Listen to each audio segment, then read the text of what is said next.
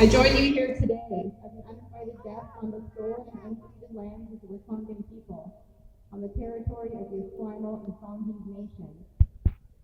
I'm here today to share two things. The first is to echo gratitude for the unwavering commitment you all show as the weeks continue to go by to the liberation of Palestine and Palestinians. We will not tire. We will not be compelled to stop.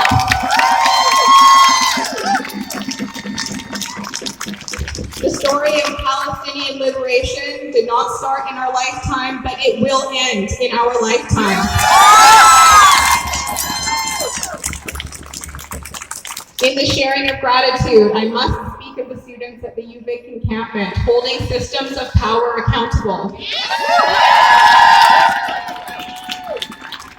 I encourage you to visit them and support them. The space they have created demonstrates a unique and beautiful space of learning, of liberation, and of true solidarity. It is such spaces that can give us hope for what a future of community and connection and collective liberation can truly look and feel like. The second reason I speak to you today is to share my profound disgust in Canada's position and actions in the face of this genocide, as well in the so-called liberal democracies of the world. To share my rage and connect with yours. Rage is healthy, rage is sacred, and rage, when deployed, is productive.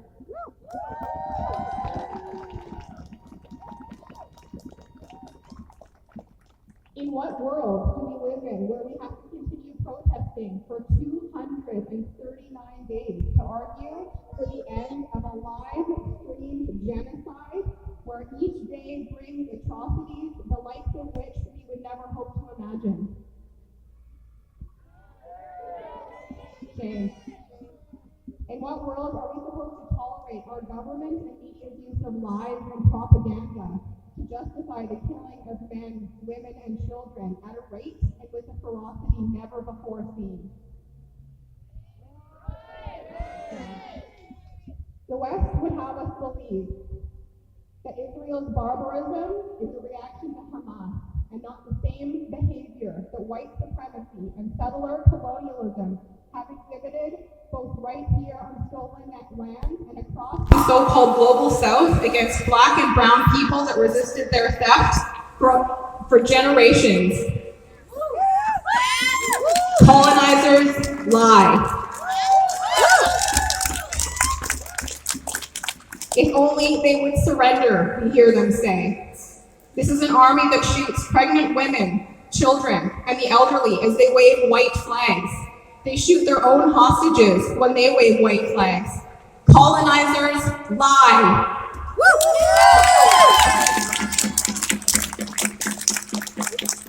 In what world do we remain silent when our silence is taken as our acceptance and our permission to violate every tenet of human rights and dignity enshrined in national, international, and moral law, to not only support, but protect and promote a genocidal pariah state? This week, we are watching massacres in the West Bank and Gaza as horrific as anything we have seen since this renewed Nakba. We are watching the ongoing bombing campaign of Rafah, relentless, despite the order from the ICJ for it to stop. We are watching tent massacre after tent massacre. We are watching the ground invasion that was apparently the global red line. Displaced families are being burned alive, and parents continue to hold up pieces of their slaughtered children. What we are seeing must radicalize each and every one of us. Less than 2 weeks ago, we watched the International Criminal Court bring charges against just a few of the war criminals carrying out the genocide.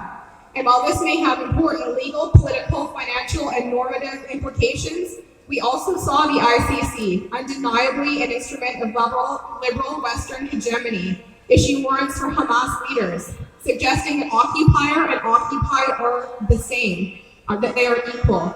We know they are not. Under international law, when people are under occupation, they have the right to resistance.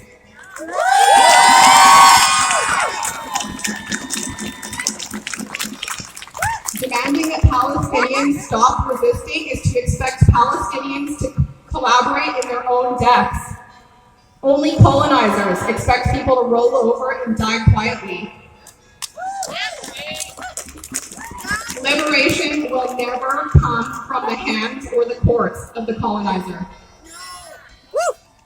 In the face of all that we are witnessing, we must not only continue demonstrating our demands, but we must escalate our actions.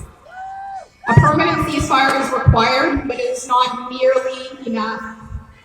We will not be moved until there is a complete end to the occupation.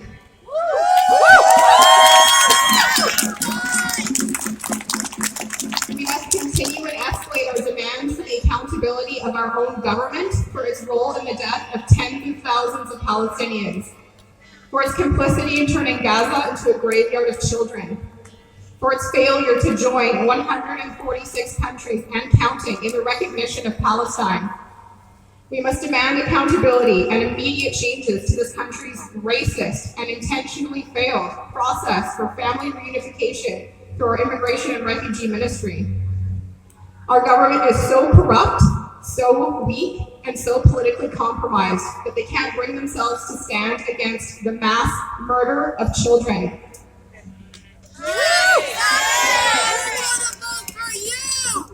Our government officials have earned the title war criminal. We must continue to pull back the veneer of this country's moral hypocrisy and moral bankruptcy. We must be unyielding in our efforts and our escalations for Palestine and for Palestinians. It is time to be enraged. It is time to move beyond keeping our eyes on Gaza to getting our hands around the neck of the colonizing forces enacting this barbarism.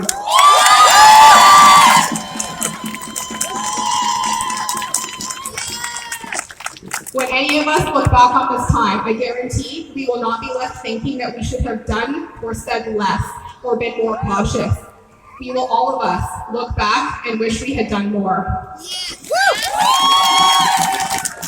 Stop the genocide, end the occupation. Free, free Palestine! Free, free Palestine! Free, free Palestine! Free, free Palestine!